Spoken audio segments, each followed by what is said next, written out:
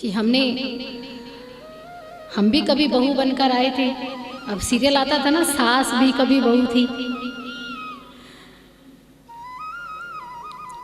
तो वो सीरियल मेरे ख्याल से सबने देखा होगा।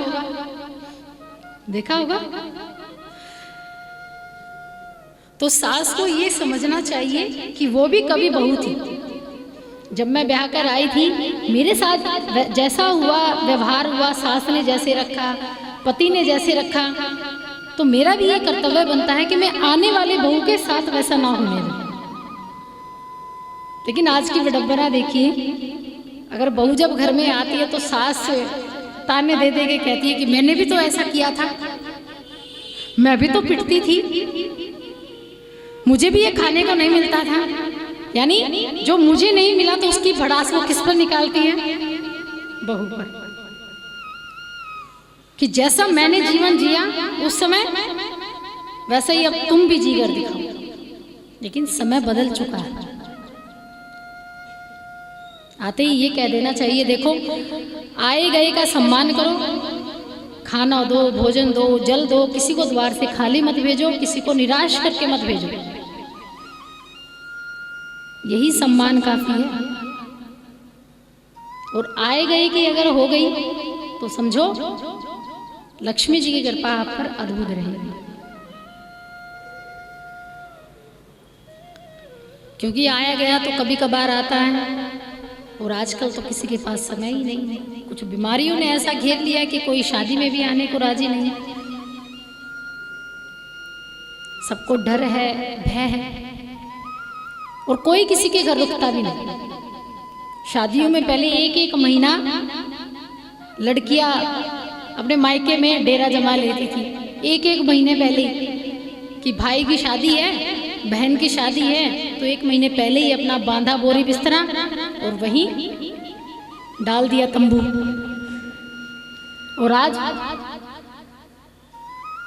और आज दिन के दिन कि बच्चों की पढ़ाई है, घर का काम है, तो उसको छोड़कर कैसे आएंगे? तो हम तो सुबह आएंगे, शाम को तुम्हारा शादी वादी करवाई, अगले दिन फिर अपने घर वापस। और अभी तो इतना है, और आने वाले समय में तो खड़े खड़े बस रजिस्टर पर सिग्नेचर करने आएंगे कि हम आए थे। कोई ये ना कह दे कि हम शादी में पधारे नहीं थे, लेकिन बस साइन करने आएंगे और फिर वापस अपने।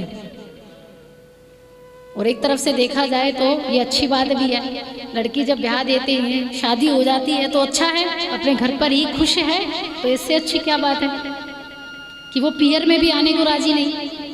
ना तो भाभियों को नंद खटकेगी और ना नंद को भाभी खटकेगी। जितना दूर उतना अच्छा। लेकिन इसका एक गलत कारण ये हो जाता है कि जो रिश्तों में जो प्रेम की प्रगाढ़ता है वो धीमी पड़ जाती है, वो फिर खत्म होने लगता है। मान सम्मान, जो आदर है, जो रिश्तों का संबंध है, वो थोड़ा फीका पड़ने लग जाता है। बस यही थोड़ा कारण होता है।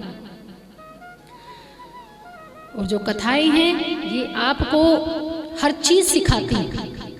रिश्ते जीना भी सिखाती है, आपके चरित्र का निर्माण कैसे हो ये भी सिखाती है, भगवान कैसे प्राप्त हो ये भी सिखाती है। एक भी ऐसा पहलू नहीं है जो भागवत ना सिखाती है या कथाएं ना सिखाती हूँ। इसलिए कहा जाता है कि कथा को सुनिए। एक बच्चा जब कथा को सुनता है तो सिखाती है कि माँ बाप के साथ कैसे रहना चाहिए। जो माँ बाप पूरी जिंदगी बच्चे पर समर्पित कर देते हैं, न्यौछावर करते हैं, उन बच्चों को अपने माँ बाप का कैसा आदर करना चाहिए। और बाल्यावस्था ऐसी अवस्था होती है कि जहाँ एक बार जो उनके बुद्धि पटल पर लिख दिया तो वो आजीवन उसका पालन भी करते हैं। वो जब है जब वो समझ जाए तब फायदा है उसका, तब लाभ है। तो इस संसार में सबसे अगर ऊपर है, जो सबसे अनिवार्य है, जो सबसे आवश्यक है, तो वो है आपके रिश्तों में, संबंधों में प्यार प्रेम का होना। आदर का होना, सम्मान का होना। और कथा में जो भी प्रसंग आपने 6 दिन तक सुने हैं या 7वें दिन जो आज आप सुनेंगे, जहाँ कोशिश हो ज़्यादा नहीं तो एक नियम या एक मेरी कोई भी अच्छी बात आप अपने जीवन में जरूर उतारिएगा। और प्रेम अगर किसी से करे तो ये ना सोचे कि मुझे इनसे कुछ मिलेगा तब मैं इसे प्रेम दूंगी, उसमें आपका कोई स्वार्थ नहीं होना चाहिए। तो इसलिए प्रेम करो तो निस्वार्थ प्रेम। तो आइए भगवान की उसी सीख को समझते हुए आज की शुरुआत करते हैं। और जैसा कि आपने कहा था, प्रेम के ऊपर ही प्यारा सा भजन फरमाइश आई है।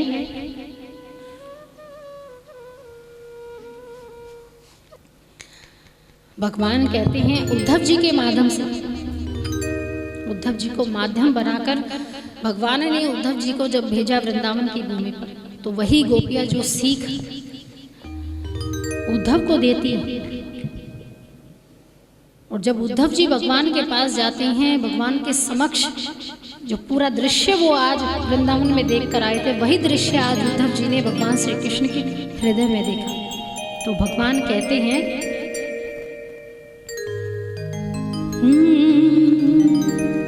सबसे ऊंची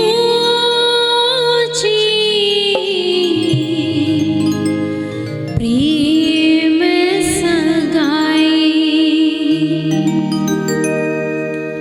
प्रेम वो नहीं कि प्रेमिका और प्रेमी के बीच एक लड़का लड़की के मध्य हो, वो प्रेम नहीं है।